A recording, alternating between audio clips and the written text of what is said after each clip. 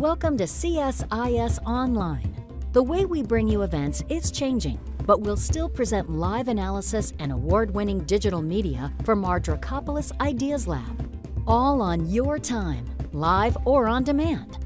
This is CSIS Online. Muy buenas tardes a todos y bienvenidos. Me llamo Ryan Burke y soy un Senior Fellow con el programa de las Américas de CSIS. Muchas gracias por unirse a nosotros hoy para una conversación sobre el comercio e inversión en el camino hacia la Cumbre de las Américas del 2022. Antes de comenzar formalmente, ocupémonos de la logística. Este evento tardará aproximadamente 60 minutos. Después de los comentarios de los panelistas y una conversación moderada, responderemos a las preguntas de la audiencia. Envíe sus preguntas haciendo clic en el botón Hacer preguntas en vivo en la página web del evento. Hoy tendremos interpretación simultánea. En la parte inferior de la pantalla de that says Zoom, por interpretation. favor, apriete el globo terráqueo que dice interpretación. Hoy tendremos interpretación simultánea. En el recuadro de la pantalla de Zoom encontrarán un icono con una esfera que dice Interpretation. Ahí, por favor, seleccione el idioma de su preferencia. Again, good afternoon. Thank you for joining Nuevamente, us. buenas tardes. Gracias por unirse a nosotros a nuestra conversación en la serie Camino hacia la Cumbre de las Américas 2022, Comercio e Inversión.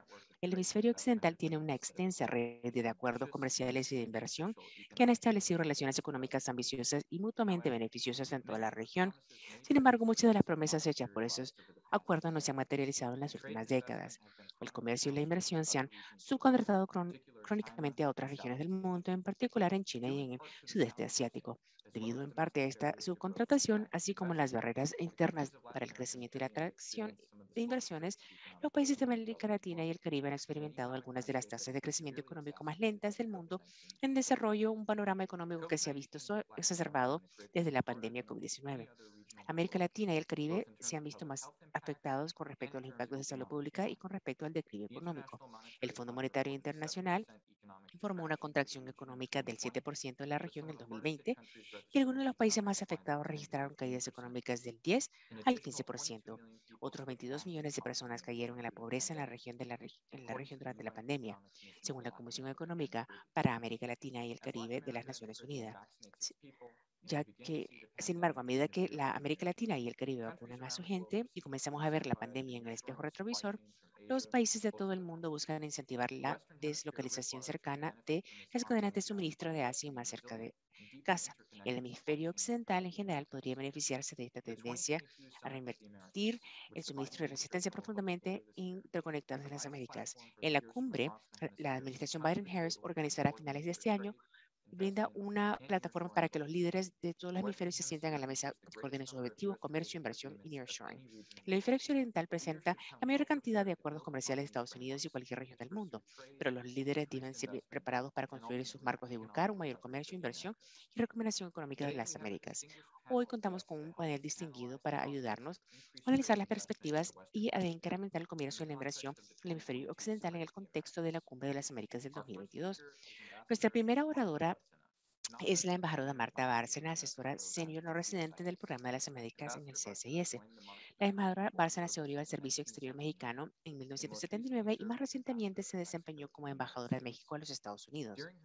Durante su mandato, lideró la negociación y la ratificación del Acuerdo México-Estados Unidos-Canadá. También ha desempeñado como representante permanente de la Organización de la Agricultura y la Alimentación, el Fondo Internacional para el Desarrollo Agrícola y el Programa Mundial de Alimentos. La embajadora Bárcena, gracias por acompañarnos hoy. Nuestro segundo panelista es el señor Tiago de Aragao, asociado senior no residente del Programa de las Américas del CSIS. El señor Aragao es el director de estrategia de Argo Advice, la firma de análisis político y asuntos públicos más grande de Brasil.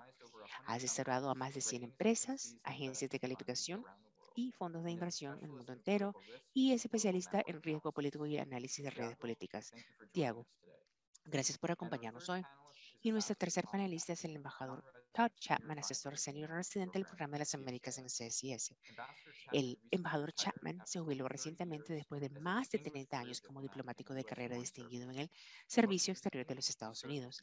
Más recientemente se desempeñó como embajador de Estados Unidos en Brasil, promoviendo una amplia agenda económica y de seguridad en la sexta embajada de Estados Unidos más grande del mundo. También ha desempeñó como embajador en los Estados Unidos del Ecuador, atrayendo más de $1.000 millones en nuevas inversiones de Estados Unidos ahí. Embajador Chapman, muchas gracias por acompañarnos hoy.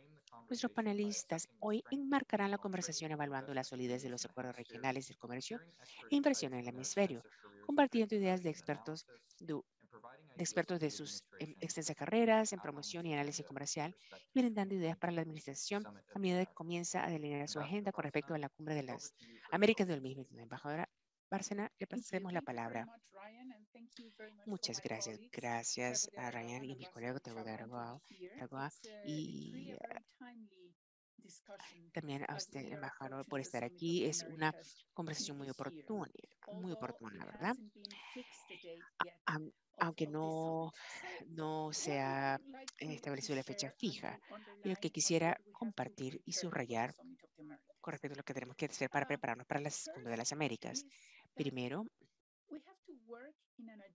es que tenemos que trabajar y establecer una agenda en la cual creamos un consenso y no profundizar las divisiones que ya existen en la región. Entonces, en ese sentido, yo creo que el comercio y la inversión son dos de los asuntos sobre los cuales tenemos que enfocarnos, ¿verdad? Para crear un consenso. Si nos enfocamos en la Cumbre de las Américas, por ejemplo, en la democracia, en los derechos humanos, que son asuntos relevantes y centrales para la región del hemisferio occidental, creo que arriesgaríamos a lo mejor a desencarrilar la Cumbre de las Américas, desencarrilaríamos por respecto a quién participaría, quién sería invitado y con quién vamos a lidiar. No estoy diciendo que estos dos asuntos no son importantes, sino que estoy subrayando que tenemos que enfocarnos en los asuntos en los cuales podemos llegar a un consenso. Entonces, el comercio y la inversión. ¿Qué tenemos con respecto al comercio y la inversión? Tenemos, digamos, un hemisferio occidental muy dividido. ¿Y en qué sentido está dividido? En que los países, por ejemplo, como México y Colombia, en la mayoría de Centroamérica y por supuesto Canadá, tenemos nuestra relación principal, ¿verdad?, de comercio y de inversiones con los Estados Unidos. Y este no es el caso para muchos de los países sudamericanos en los cuales China se ha convertido en el primer socio de comercio y también el inversor más importante. Y este es el caso, por ejemplo, de Chile, de Perú y de Brasil. Entonces, en ese sentido, de cualquier manera que avancemos en el asunto de la inversión y el comercio, tenemos que tomar en cuenta estos diferentes modelos o tipos de matices de relación, ¿no?, ambos con los Estados Unidos y con China. Y cualquier decisión que se tome no debería ser una decisión que sea ya sea esto o lo otro. O sea, o usted ya está alineado con los Estados Unidos o con China, porque eso no le ayudará a los países latinoamericanos. Entonces, ¿cuál sería la expectativa? Es importante que yo subraye, por ejemplo, las ideas del presidente López Obrador. El presidente López Obrador, siendo un presidente izquierdista y progresista, sin embargo, fue el que cerró todas las negociaciones para la USMCA y necesitamos que hizo todo el cabildeo, ¿verdad? Y no lo hemos visto con excepción del acuerdo de comercio libre con Israel. Entonces, este modelo podría extenderse o aplicarse a toda la región. Y en ese modelo, el desarrollo de la corporación debería de incluirse. No se incluye, pero debería de ser complementario. Entonces, la pregunta aquí ¿es posible expandir no solamente este acuerdo, ¿verdad?, pero extender todo el continente, yo veo entonces algunas dificultades para la voluntad política. La mayor dificultad será pasar por el Congreso de los Estados Unidos. Yo no creo entonces que podría expandirse o la expansión de estos acuerdos de comercio libre que ya existen. Entonces, ¿qué sugeriría yo? Yo sugeriría que deberíamos de concentrarnos en tratar de operar y de crear acuerdos más prácticos. Por ejemplo, CAFTA trató de alinearlo con la USMCA, la Alianza del Pacífico, que puede que se expanda a la inclusión a lo mejor de Ecuador en el futuro cercano. Y eso es parte del comercio. Por supuesto, la USMCA tiene parte de la inversión y otros acuerdos también la tienen, que es muy importante. Tenemos el mismo panorama con el comercio. China es el mayor inversor en algunos de los países, mientras que los Estados Unidos en otros países. Yo creo que necesitamos un compromiso más fuerte de los Estados Unidos en sus inversiones. Pero también veo algunos retos, porque todos los programas o proyectos de los Estados Unidos y tratar de regresar el nearshoring y las inversiones que puedan regresarse ya a este hemisferio occidental, yo veo que los Estados Unidos están enfocando a traerlo de regreso a solamente los Estados Unidos. Yo creo que tenemos que convencer a los Estados Unidos en la Cumbre de las Américas que solo no puede competir con China. Entonces los Estados Unidos también necesita a Canadá y a México.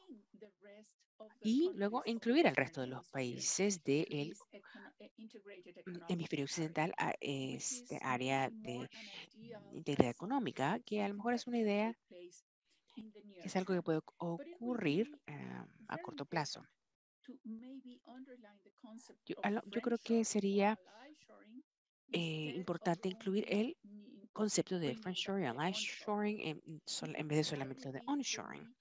Eso para mí sería un asunto muy importante. Y también para enlazar estas inversiones y comercio con lo que sería la recuperación económica en Latinoamérica después del COVID, porque como dijiste, Ryan, la región latinoamericana se vio muy afectada.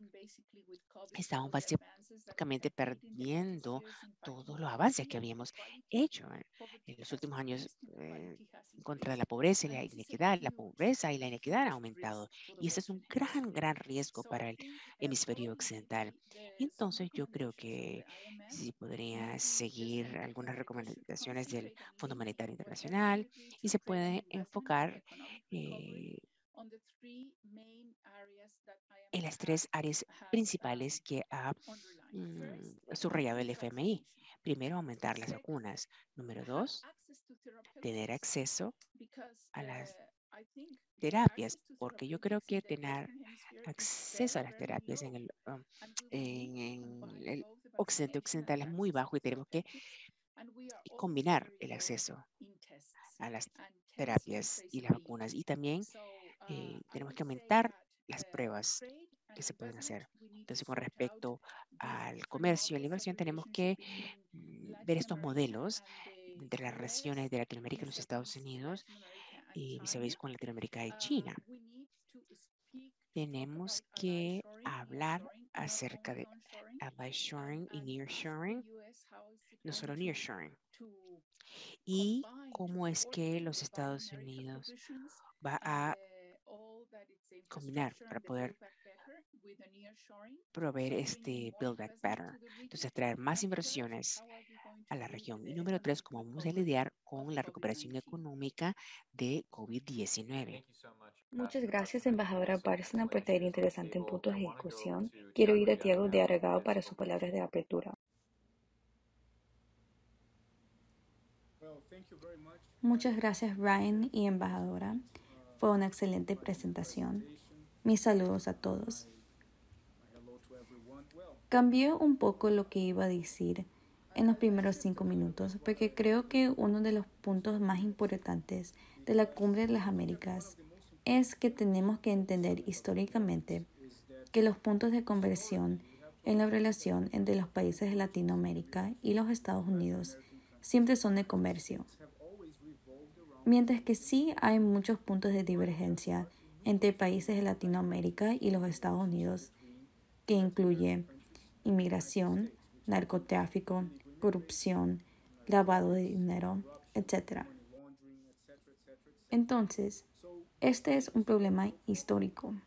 El enfoque para mejorar la relación de comercio-inversión entre los Estados Unidos y la región, irónicamente, es buscando una agenda de convergencia que no es necesariamente relacionada a comercio-inversión.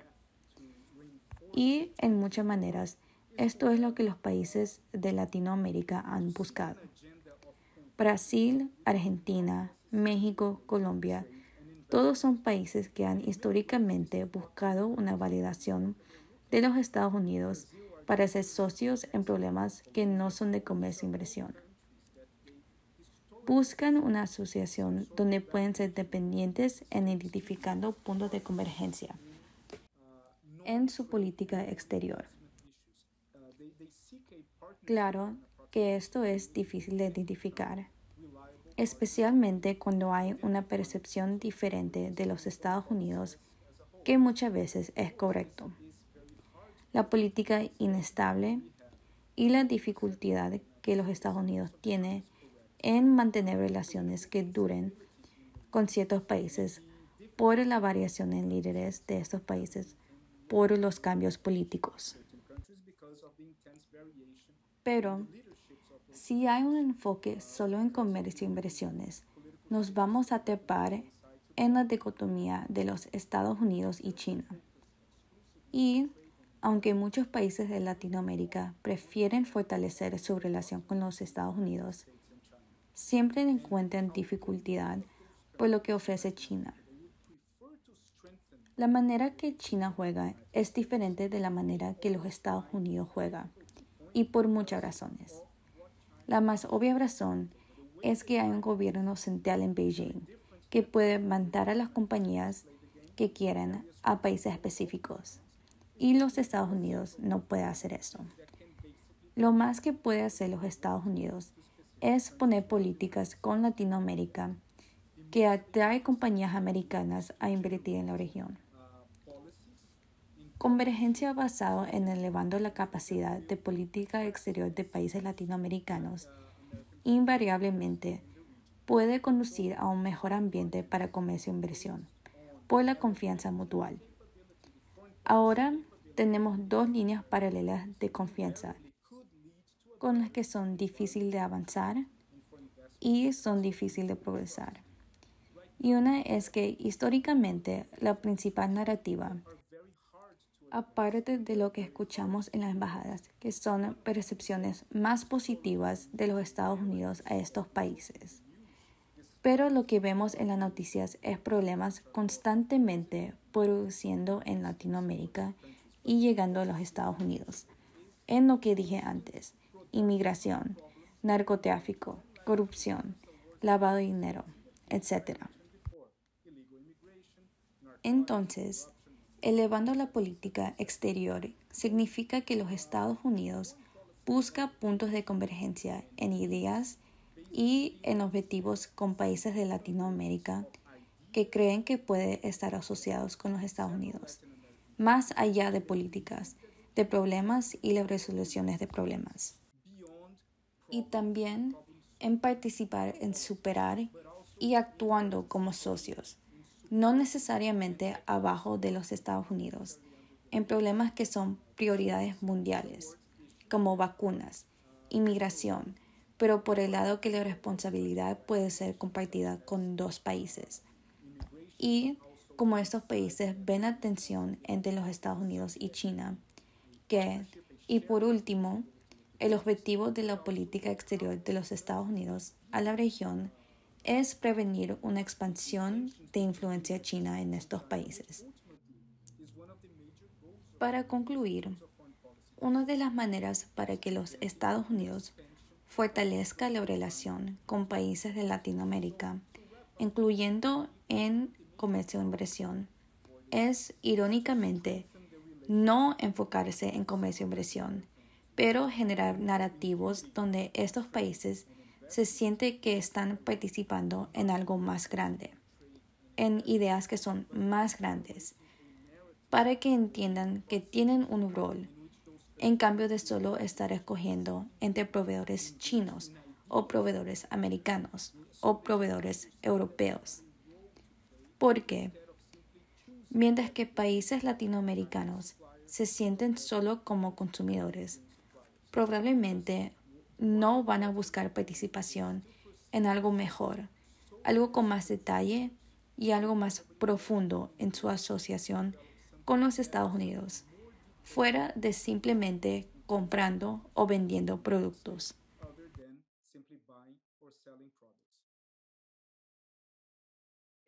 Muchas gracias, Tiago. Y ya podemos ver líneas de divergencia entre nuestros panelistas, pero para eso los hosteamos y tenemos el privilegio de tener diversidad intelectual. Ahora vamos a usted, embajador Chapman, para sus puntos de apertura.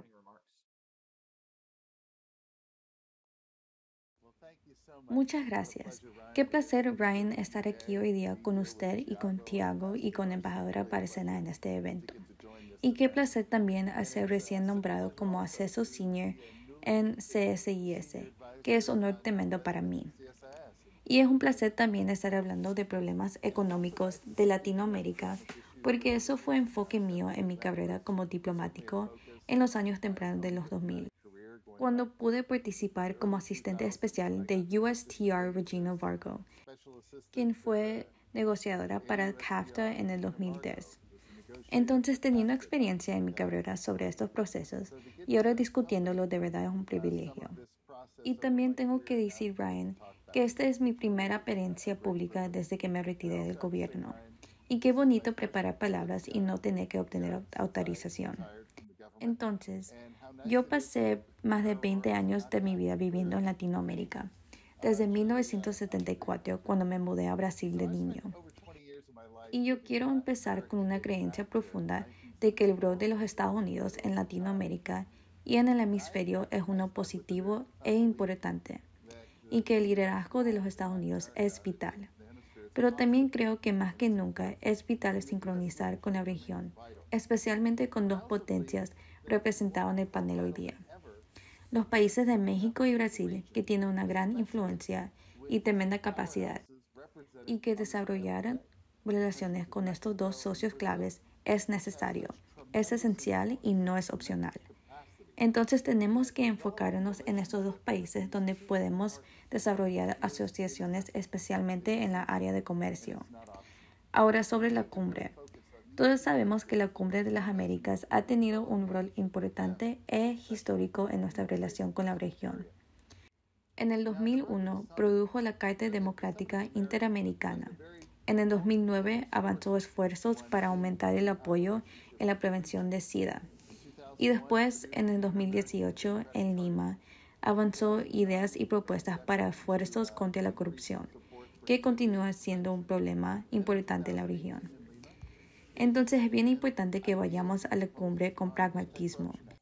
Y como algunos de mis colegas dijeron, nosotros nos juntamos con diferentes ideologías políticas y si nos enfocamos en las cosas que nos dividen, no vamos a avanzar mucho.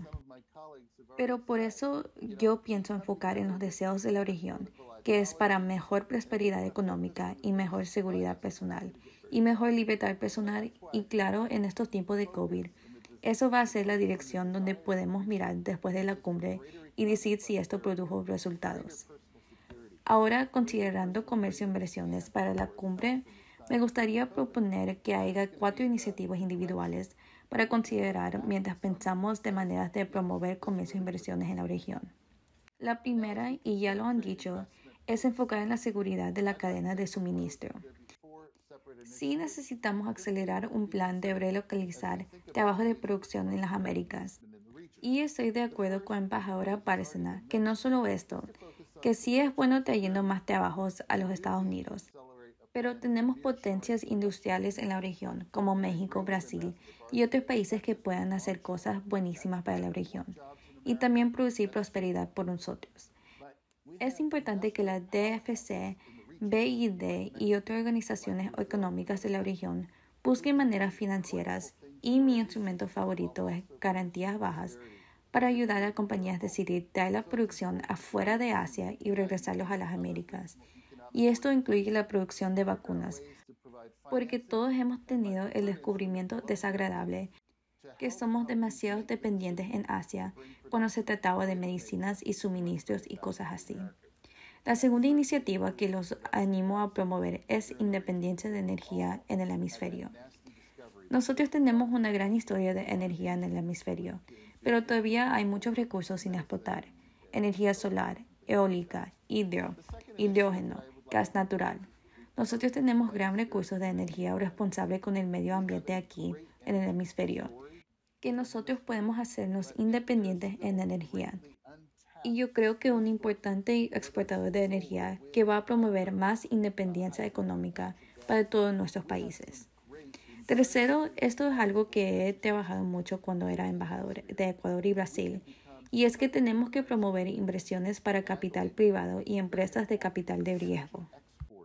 Esto es la manera que mucha plata se está moviendo globalmente. Claro que todavía hay compañías que hacen inversiones individualmente en factorías, etc. Pero son las empresas de capital de riesgo que están trayendo enormes cantidades de dinero para hacer inversiones que muchos gobiernos no pueden pagar. Infraestructura, puentes, autopistas, aeropuertos. Tenemos que encontrar maneras de tener instalaciones que soporten inversiones de esta comunidad importante de inversiones. Podemos hacer cosas como ofrecer garantías de pérdida o seguridad del tipo de cambio en maneras nuevas que van a aumentar los fondos llegando a Latinoamérica. Ya solo a Brasil en los últimos 4 años, cada año, capital de riesgo de los Estados Unidos ha duplicado en valor, incluyendo durante COVID.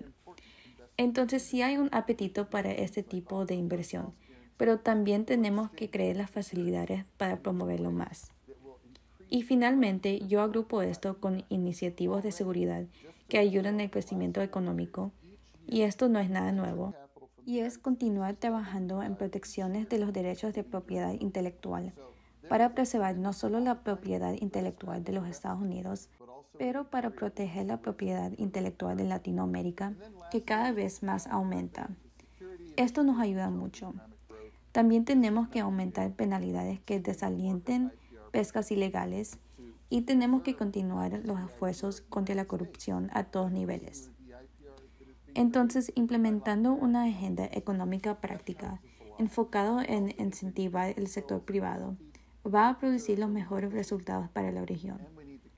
No es ayuda extranjera, es facilitando inversiones extranjeras que van a traer resultados a largo plazo que todos queremos.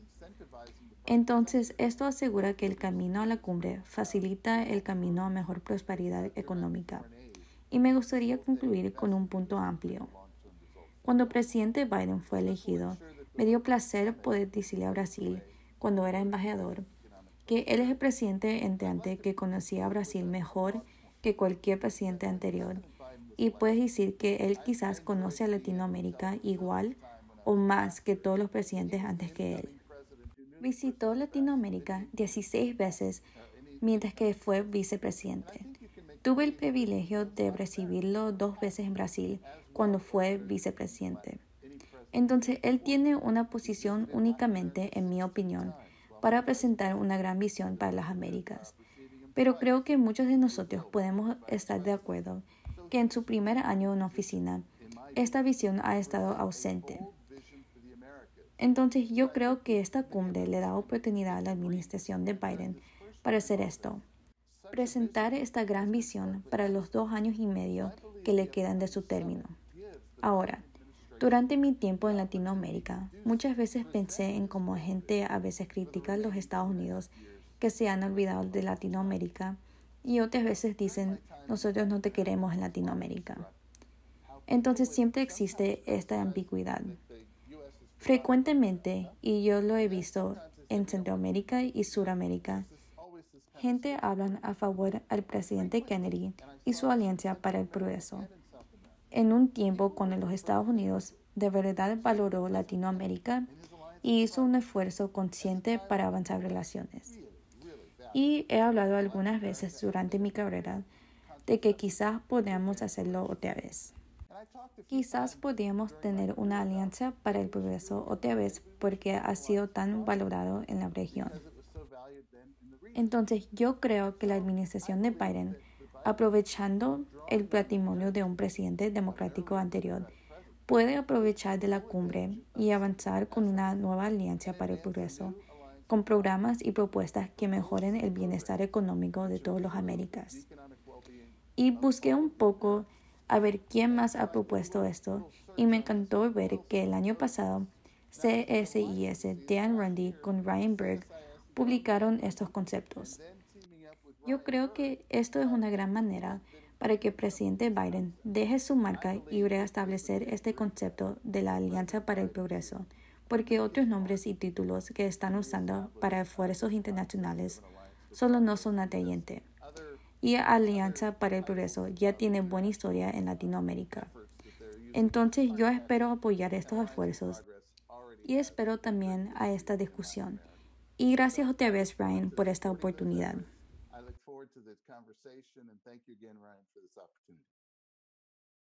Thanks very much, Ambassador Chapman, for your opening remarks, and bonus points for you for citing one of Gracias, embajador, y le damos un punto extra por haber citado a uno de nuestros autores. Ahora vamos ya a la porción moderada del panel. Repasaremos un par de preguntas. Una de las cosas que yo quería preguntar, o que le quería pedir al panel para que reflexionara, es qué países pensamos nosotros que van a venir a la cumbre de las Américas pidiéndole cosas a los Estados Unidos. Mencionamos a México y a Brasil. Esos son los casos obvios. Y esos son los países más industrializados. Pero, ¿qué otros países de la región del Caribe, Latinoamérica, probablemente vendrán pidiendo cosas a los Estados Unidos? Y si el gobierno de Biden podría hacer algo, podría hacer una diferencia, ¿verdad? En algunos de estos problemas de suministro, cadena de suministros, de vacunas, como se ha mencionado. Quiero dar la oportunidad a cada uno de ustedes que comenten, a lo mejor algún país que no se les haya ocurrido. And I'll start with you, Ambassador Barcelona. We'll go Empezaré through con usted, embajadora, en el mismo orden que vimos antes. Sí, gracias, Ryan. Primero, quiero hacer algunos comentarios con respecto a lo que dijo Tiago y el embajador Chapman. Yo no creo que no hay mucha diferencia en lo que dijimos. Yo creo que dije que estamos de acuerdo que tenemos que encontrar puntos de convergencia y una agenda práctica. Tradicionalmente han sido el comercio y la inversión que se han unido, pero hay algunos problemas que mencionó Tiago y que mencioné yo, que si solo nos enfocamos en estos problemas, tendremos el dilema que tenemos con los Estados Unidos y China. No deberíamos llegar a este dilema, pero él también habrá días más grandes. Yo creo que uno de los retos que enfrentan los Estados Unidos es entender muy bien cuál es la mentalidad de muchos países en Latinoamérica. Y la mentalidad a lo mejor no es enfocarse en el crecimiento económico tradicional, pero el mayor reto que tenemos en Latinoamérica, que es la inequidad. Sí. ¿Y por qué no entonces exploramos con los Estados Unidos? Porque la agenda del presidente Biden también se enfoca en la justicia social y la inequidad. Entonces, ¿cómo lidiamos con los derechos de las minorías, etcétera? Si pensamos en ideas más amplias, en vez de solo en el comercio, en la inversión, los cuales pienso que son muy importantes, pero enfoquémonos tal vez en el asunto de la inequidad y de la justicia social. Y este asunto no solamente abarca la inequidad social, sino económica, de educación, acceso a terapias, equipos médicos, vacunas. Too dependent on Asia for vaccine. Vimos con COVID que dependíamos demasiado en Asia con respecto a vacunas y también para equipo de protección personal.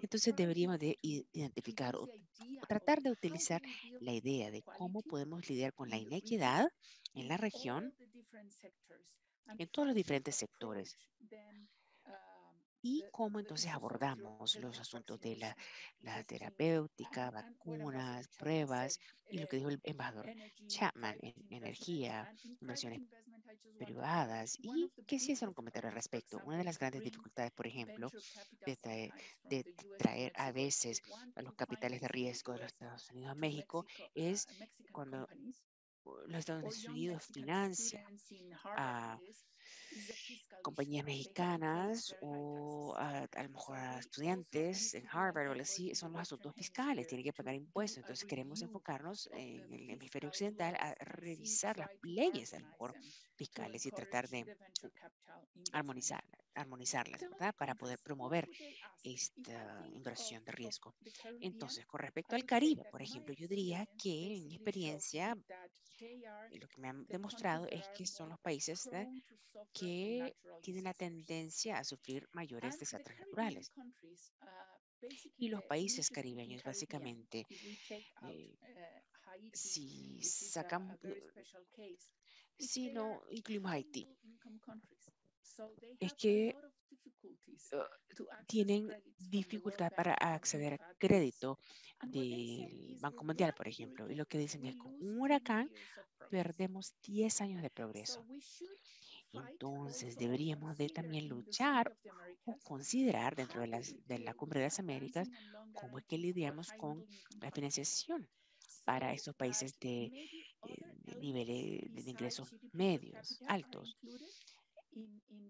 Entonces, esto se debería de incluir en considerarlo, por ejemplo, un índice de vulnerabilidad a desastres naturales. Lo segundo que recuerdo muy bien es que estos países ni siquiera pudieron pagar para estos accesos de viabilidad, para acceder a estos fondos verdes, porque estos estudios cuestan como unos $250,000. Entonces, a lo mejor podríamos crear mecanismos para tener un fondo para ayudarles, aunque sea solo para conducir estos estudios de viabilidad, para ver si pueden tener acceso a The Caribbean would estos maybe fondos verdes. focus on these Entonces, el Caribe se puede enfocar en este aspecto de vulnerabilidad al cambio climático, a los huracanes, desastres naturales, y a lo mejor podríamos utilizar entonces nuestra imaginación para lidiar con demandas específicas, bajo características específicas. En el caso de Centroamérica también, ellos lidian con desastres naturales. Vimos el impacto de los huracanes en Honduras y de los migrantes no documentados. Entonces, a lo mejor deberíamos de hablar de esos temas también, como la población que está envejeciendo. Ya. Gracias a la migración, los Estados Unidos no envejeció tanto como China. Pues, si vemos el perfil de El Salvador, México, etcétera, El Salvador está envejeciendo más rápido que los Estados Unidos. Entonces, ¿cómo vamos a lidiar con esos retos del futuro? Porque decimos, obviamente, que tenemos que invertir y crear oportunidades para que la gente se quede en sus países de origen porque no quieren migrar, pero al mismo tiempo lo que nos estamos viendo es que los perfiles demográficos están cambiando muy rápidamente. Entonces, ni siquiera estamos viendo cuáles serían las consecuencias en el futuro. Entonces, Tiago, a lo mejor siento estar en otro planeta, pero estaba pensando en ideas más amplias en las que podríamos abordar, ¿verdad? Por primera vez en una cumbre de las Américas. Gracias, embajadora Bárcena. Gracias por el asunto del Caribe. Yo sé que en muchos eventos no hablamos del Caribe y las necesidades, y lo que pide, lo que necesita, ¿verdad? Para Estados Unidos también. Gracias por mencionar el envejecimiento, porque es muy importante y tampoco se habla de ello demasiado. El CSIS ha hecho trabajo al respecto en el 2021 en parte política. Entonces, si están interesados, pueden encontrar información, pueden hacer investigación con respecto a envejecer en nuestro sitio web. Tiago, hablamos de Brasil, hablamos de México y el Caribe, Centroamérica. ¿Qué está buscando el resto de la región en la cumbre? Bueno, primero que nada, estoy de acuerdo con la embajadora Bárcena en que básicamente estamos de acuerdo. Chronology in the order of. Yo creo que simplemente estamos hablando de un orden cronológico diferente.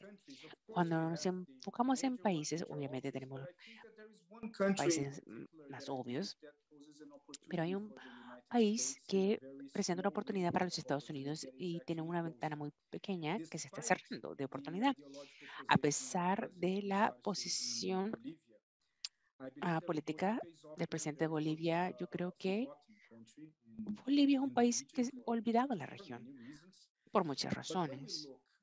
Pero cuando nos fijamos en la corriente actual del mundo, no creo, o sea, creo que es imposible dejar de un lado los problemas que enfocará el mundo en los próximos 3, 4 años.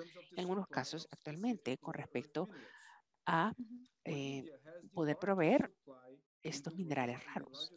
Y Bolivia tiene las reservas más grandes de estos minerales raros y no ha encontrado una manera de minar litio apropiadamente de una manera que pueda beneficiar al país y traer ganancias. Aunque sea un gobierno izquierdista en Bolivia, hemos visto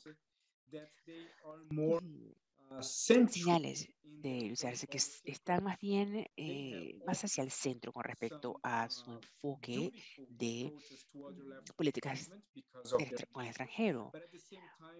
Se tienen que enfocar de diferente manera en su gobierno nacional, pero también, por ejemplo,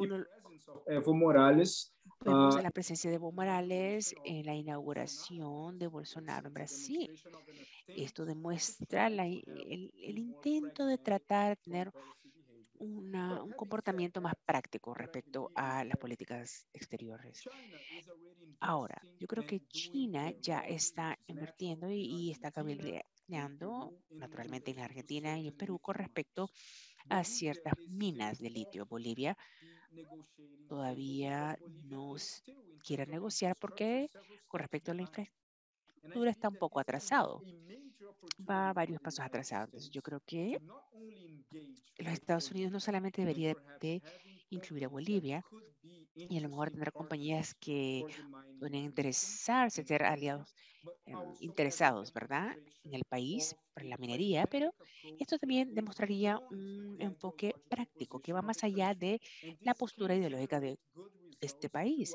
Y esto podría generar buenos resultados y para países que podrían entender ciertas alianzas el hecho de que ciertas alianzas no tienen que basarse en las ideas políticas o las políticas ideológicas, ¿no? Estos países necesitarán esta cadena de suministro global y al mismo tiempo, aún así, aún así se pueden crear alianzas entre los países para poder minar el litio. Bolivia es un país que a lo mejor no necesariamente venga con esta pregunta, pero es algo que podría generar una conversación de alto nivel entre los Estados Unidos y Bolivia.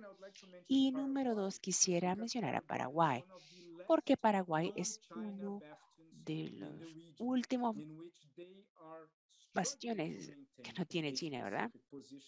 Están luchando por mantener su postura, pero es un país que tiene muy pocos recursos naturales que puede atraer la atención de alguien, pero que tiene un puesto muy estratégico, en particular si seguimos los puntos de los que habló el embajador Chapman con respecto a aumentar y reforzar las capacidades energéticas de la región.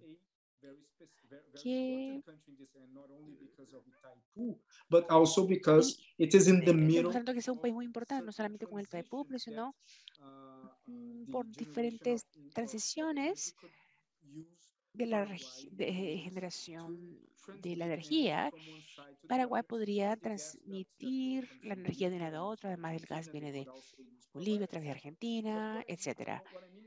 Lo que quiero decir es que Paraguay también es olvidado desafortunadamente en la política del exterior. Paraguay también necesita vacunas desesperadamente debido a la estrategia de los Estados Unidos en muchas áreas del mundo para tratar de bloquear la participación rápida de China en varios países. Paraguay, aún así, es un país que puede participar en relaciones profundas que pueden generar resultados positivos, ambos para la población de Paraguay, pero también para el enfoque de los Estados Unidos en cuanto a la región. Entonces, esos son los países que yo quisiera señalar. Thank you so much, Thiago. Ambassador Chapman, are there any countries in the landscape that we haven't mentioned that you think might come with specific requests or unique opportunities that the United States might not be thinking about right now? Yes, I do. Sí. And I like. Y me gustan los países que se han mencionado. Creo que hay varias oportunidades con Paraguay, Bolivia y el Caribe, que no sé tanto del Caribe, pero el país que viene inmediatamente a mi mente, y obviamente tengo un poco de sesgo porque fui embajadora ahí, es Ecuador. Ecuador está pasando por una transición tremenda y lo han estado haciendo por muchos años ahí, desde que Rafael Correa se fue. El presidente Moreno hizo un muy buen trabajo para poder sacar esa visión anti Estados Unidos, pro Venezuela y generar una más pragmática y moderna. Y ahora el presidente Vaso está tomando esto un paso más allá, presentando varias reformas de mercado, pero el presidente Moreno y el gobierno de ahora quisieran tener también un acuerdo de comercio con los Estados Unidos y lo han hecho muy claro. Cuando yo estuve ahí como embajador lo hicieron claro, pero la postura de Estados Unidos es nosotros en este momento no podemos, y mi reacción, y continúa haciendo esto, entonces vamos a triplicar el tamaño de estos acuerdos. ¿Cómo es que no podemos tener más de un acuerdo de comercio a la vez? Creo que este es uno de los más deficientes, esta agencia, una de las más deficientes del gobierno de los Estados Unidos. Necesitan más gente y sé que ya otros han hablado de esto, pero claramente tenemos que ser muy ágiles y tomar más oportunidades cuando se presentan. Ahora, Uruguay tienen una economía transformadora, están tratando de ser los favoritos de todos, así que creo que muchas de estas economías toman la oportunidad y me gustaría tomar la oportunidad de la embajadora Bárcena de López Obrador, que quiere expandir esto. ¿Y quién sería un mejor campeón al hacer esto que el presidente López Obrador? Vamos a hacerlo. Y lo que hace es que se lleva esa ideología política y obviamente la política doméstica que va a tener influencia, pero todos quieren esto, todos quieren tener un acceso al mercado de los Estados Unidos y nosotros queremos que nuestros socios en las Américas obviamente tengan una mejor economía por otras razones. Así que hagámoslo, pero tenemos que hacer nuestro trabajo y no ser cautivos de algunas personas en Estados Unidos para que sean los que determinen y decidan cuál va a ser el progreso del país. Y algo que pienso es que nuestra relación con los países latinoamericanos son complejas y tienen muchos asuntos como Pakistán, como Sudamérica, como Indonesia. Es algo muy complejo y hay problemas y hay cosas con las que nosotros no estamos de acuerdo con cada país, pero para el interés de los Estados Unidos y prosperidad mutua, nosotros tenemos que proseguir. Sin embargo, cuando hablamos de Latinoamérica, con frecuencia hay algunas políticas que dicen por la manera en la que ellos tratan o hacen las cosas, no podemos tener negocios con ese país y esto es algo muy negativo. kind of bring the Americas together. Obviamente hace que esto no se pare. Así que este es un buen momento de ver estos países, ser pragmáticos, sentarnos con Bolivia. Yo ahí fui consejero político y decir, hay muchas cosas con las que no estamos de acuerdo, pero podemos trabajar en otras y vamos a verlo de una manera pragmática. Muchas gracias, embajador Chapman. Nosotros lo perdimos por un segundo, pero regresó. Y entonces terminó fuertemente el punto que estaba haciendo. Así que quiero recordarle a todos que ustedes pueden hacer preguntas en la función de la sección de chat en Zoom y también enviar sus preguntas en la página web del evento donde dice hagan preguntas en vivo. Vamos a pasar ahora a la porción de preguntas y respuestas de este evento. Y voy a poner esta pregunta para la embajadora Bárcena, porque usted mencionó, embajadora Bárcena, la importancia de desigualdad como algo que es muy importante en la región, que va más allá del crecimiento económico. Pero en este momento tenemos que concentrarnos en el tipo de crecimiento que tenemos y concentrarnos en los que se han quedado atrás. Y la pregunta es, ¿cómo podemos reconciliar esas distintas propuestas de desigualdad económica entre Estados Unidos y México y Brasil por la otra parte? Si hay desigualdad y para abordar la desigualdad y es uno de estos factores de unidad, ¿cómo lo podemos hacer dadas todas las propuestas que hay en la región? Creo que esta es una muy buena pregunta. Yo diría que hay mucho trabajo que ya se ha hecho. El BID, CEPAL y CLAC. CEPAL ha trabajado mucho en cuanto a temas de desigualdad y tal vez un poco menos la OEA como secretaria técnica de la Cumbre de las Américas, pero creo que en algunos de estos estudios, si no me falla la memoria, una de las conclusiones era que la desigualdad era uno de los obstáculos al crecimiento económico. Así que si nosotros empezamos basado en esta tesis y nosotros hacemos una revisión rápida y se puede hacer uno de los estudios de desigualdad y conclusiones que se han hecho y señalar cuáles son esas convergencias y cuáles son estas diferencias y luego seguir construyendo en esas convergencias. Y en cuanto al BID, una de las prioridades para financiar los proyectos que están directamente unidos a desigualdad, yo diría que el BID tendría que trabajar en conjunto con CLAC. Así que en lugar de sentar a México y los Estados Unidos y Brasil y decir, a ver, en dónde estamos de acuerdo y dónde no, creo que tenemos que revisar lo que ya se ha hecho, lo que se ha acordado por estas instituciones, invitar a CSIS y luego revisar y proponer cuáles son los sectores o las ideas en las que nosotros coincidimos. Y yo diría también que si empezamos desde este diagnóstico que la desigualdad es uno de los obstáculos principales para el crecimiento económico, creo que sería una buena base con la cual podríamos empezar. Y yo haría eso.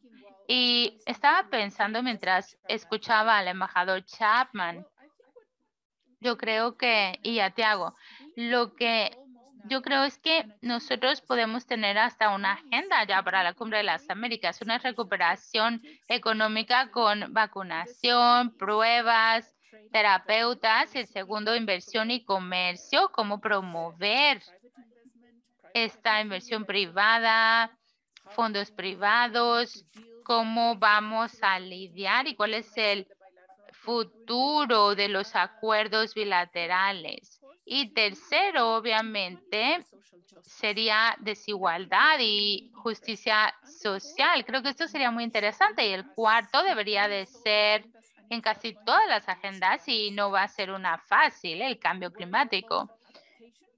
a trabajar en adaptación en el Caribe, las necesidades básicas de adaptación del Caribe y la otra mitigación que está enlazado, vinculado a lo que mencionó el embajador Chapman, que es esta energía independiente. Y desde el punto de vista de México, hablar de este tema desde el punto de vista del hemisferio sería muy difícil para el gobierno actual, que enfatiza la soberanidad de la energía en México. No estoy diciendo que estoy de acuerdo o no, pero es la manera en la que se ve esto.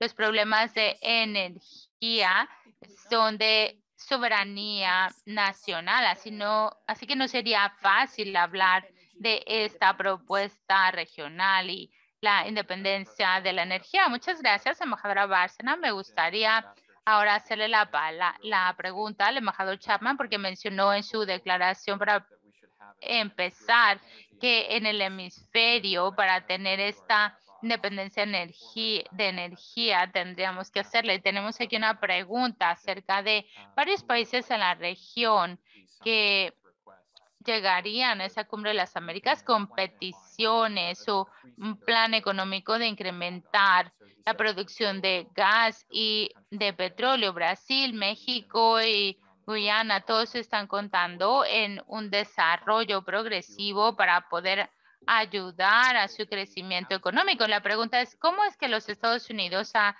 tiene esta propuesta de diversificación para poder hablar con los que quieren escuchar y están de acuerdo en estas inversiones en lugar de esta independencia energética? ¿Cómo podemos salir de esta mentalidad de depende cómo nosotros moldemos nuestra propuesta, que tendría un efecto positivo en toda la región? Me encanta recibir esa región del embajador Patrick Doty. Es un gran amigo y un mentor. El futuro de la industria del sector de gas, creo que en mi profesión yo empecé como banquero con un banco de Saudi Arabia en el 95. And that was a time when people were saying the oil industry is going to go out of business. You know, y es cuando decían que iba a salir, a acabarse la industria del petróleo.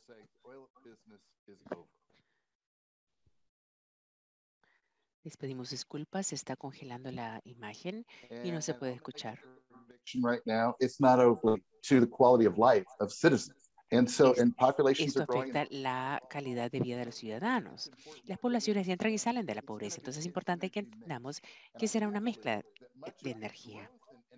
Yo creo que mucha de la demanda sí podrá cubrirse con estos nuevos recursos renovables. And gas for things that incluirá el gas, el petróleo, y solamente el petróleo puede proveer algunos tipos de energía. Yo creo que Brasil continuará creciendo y continuará produciendo mayormente, pero también habrá gran demanda. Nuestra economía habrá mayor demanda. Yo creo que esta mezcla energética se convertirá en algo más complejo y también ayudará al crecimiento económico de la región. Ahora, si tomamos en cuenta los comentarios de la embajadora de que hay ciertos sentimientos nacionales al respecto, nos convertiremos en entidades más independientes. Exportaremos al bono de nuestros vecinos, sino a otros, y vamos a ganar mucho dinero haciéndolo. Lo averiguaremos, veremos cómo hacerlo. Tiago, quiero hacerte una pregunta acerca de China. Hemos recibido ciertas preguntas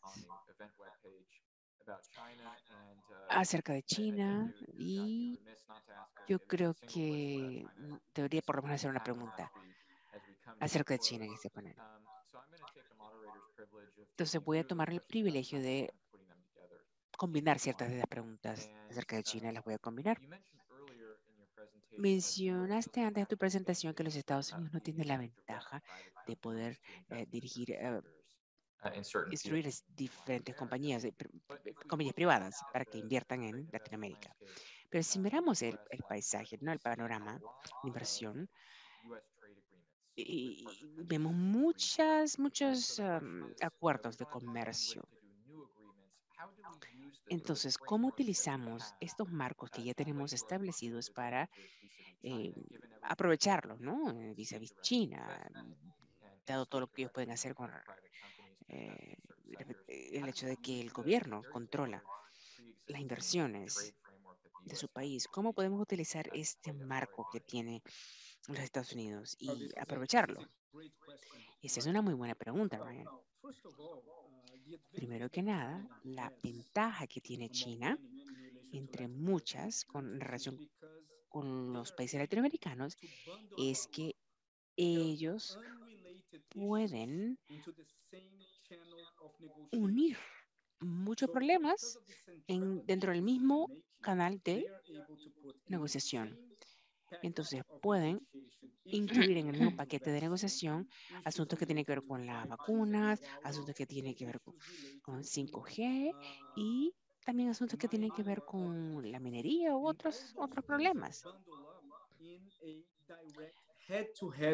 Esto nos lleva a conversaciones entre los gobiernos, en la cual la aprobación o no, el éxito o no de estas conversaciones depende o influye en los resultados de estas categorías que aparentemente no están relacionadas. Entonces, una de las dificultades que tuvimos en Brasil en enero del año pasado para conseguir vacunas llevó a la exportación, la exportación más grande de IPAs y como los Estados Unidos es una democracia y cómo funciona en el mundo occidental, esto es categorizado. Con raro se ve estos temas, estos conjuntos de temas que no están relacionados dentro de las negociaciones. Nosotros necesitamos la transparencia para las negociaciones. Entonces, con todas estas negociaciones, no solamente tenemos que asignar documentos, pero para cada uno de los acuerdos que existe, el diálogo entre los países signatarios de esos acuerdos debe ser continuo y esos acuerdos deben de aumentarse a medida que pasa el tiempo porque están regidos por leyes y por las normativas de los países que se benefician de este comercio, pero también que son responsables de ceñirse a las leyes. Entonces, si no se establecen ese tipo de leyes o no se ciñen a esas leyes, entonces salen en desventaja. Es lo que pasa con China muchas veces. Entonces, tienen que mejorarse, conversarse y cambiarse sin que el país signatario de Latinoamérica sienta que esos acuerdos no son buenos debido a su postura ideológica, ¿verdad? O política. Gracias, Tiago. Ya nos pasamos un poco del tiempo, pero muchísimas gracias a todos nuestros panelistas por quedarse unos minutos más. Era lo que habíamos anticipado. Podríamos haber seguido mucho más tiempo, ¿verdad? De lo que hicimos. Queda claro que el comercio y la inversión es un tema muy importante para el gobierno de Biden y para poder hacer ofertas en la región y también para escuchar lo que tienen que ofrecerse y escuchar las propuestas de diferentes aliados regionales. Esto tenemos en la cumbre, ¿verdad? El programa de las Américas de CCS continuará hablando de este tema y la recuperación de Latinoamérica después del COVID-19, gracias a los panelistas, a la embajadora Bárcena, Tiago Yarjao. Gracias por unirse a nosotros con respecto al tema de